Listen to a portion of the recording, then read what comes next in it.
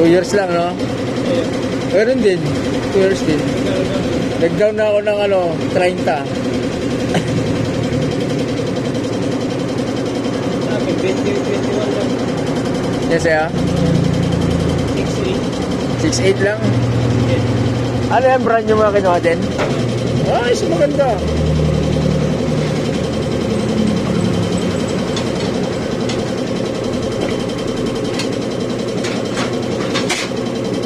Ito, 2 years lang. Patapos pa lang. Kailan matatama? August pa to eh.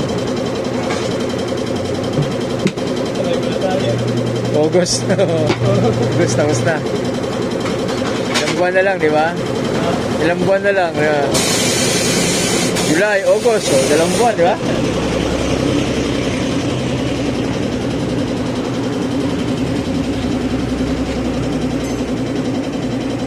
Doble sahod mo yan, may ano ba? Sana nga. Lupit pa. Ano yung pito niya, no? Okay na yung dati niyang pito. Mas okay yan eh. Mga ganyan dito eh. Oo, yung luma, no? Oo. Yung stock. Ito pa, lagay mo tong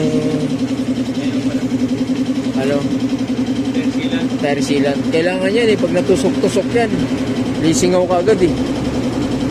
Pero pag may tire sealant,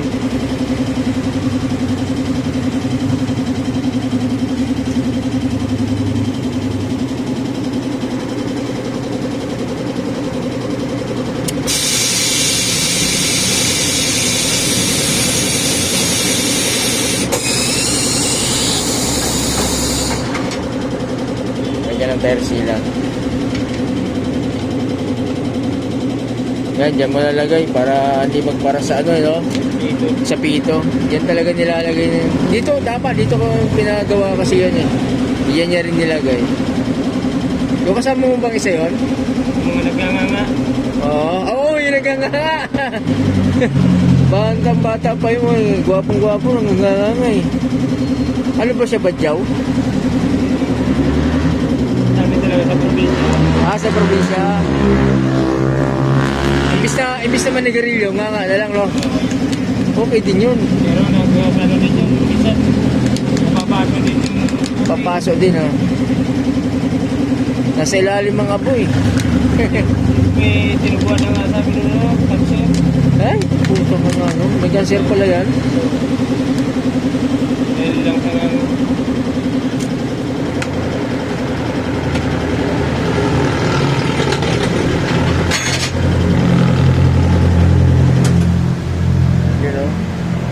Meron na rin doon isa, yung pagawaan doon.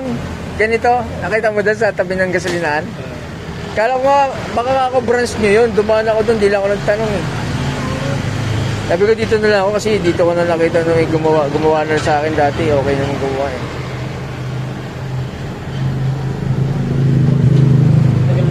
matagal na din yan eh. Bago lang yun doon ah. Ang isang taon na din yan. Doon? Di, wala pa, bago lang yun. Wala namang ganun doon eh. Yung kanto niya doon sa dati iba yung tatak nung nung gasolinahan. Nung nabago yung tatak ng gasolinahan. Ayan, pumantay na.